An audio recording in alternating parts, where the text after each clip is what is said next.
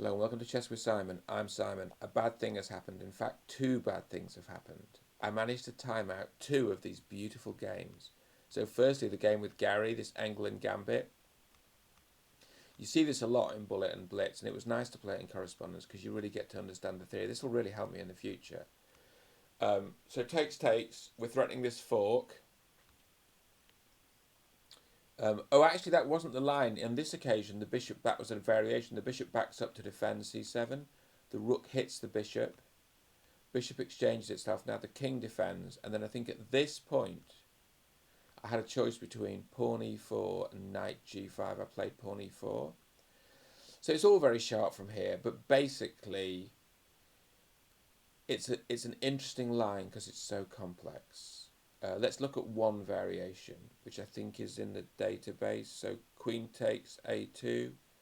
The queen moves here to cover a1. They hit the rook. Then the bishop hits the queen. It's all like this, right? Queen goes there.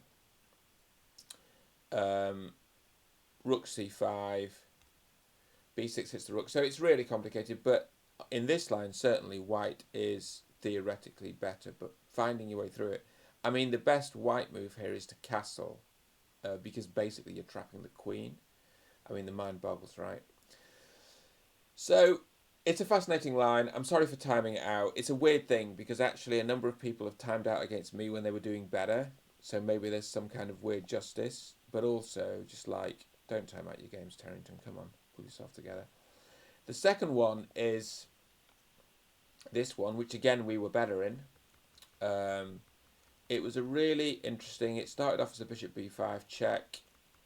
So sort of, do they call it the Moscow variation? I think they do. It's like the Rossolimo Moscow variation.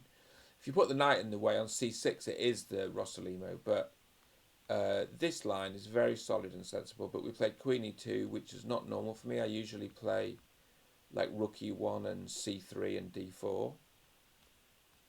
We played queen e2, fianchetto on the queen's side, build a Smaroxy bind. It was a nice structure. We won a pawn here, which was really useful. And then also there's a weakness on d6, so black has to work quite hard to defend that weakness. We can get the queen side pawns moving, hit the queen.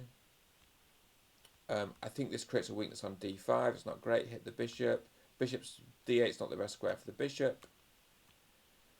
We won a pawn here, so I think at this point, I think this is about where we stopped. We were +4.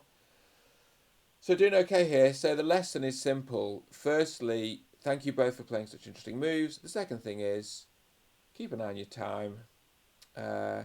Chess is a weird mixture, isn't it? It's a weird mixture of science, art, and bureaucracy.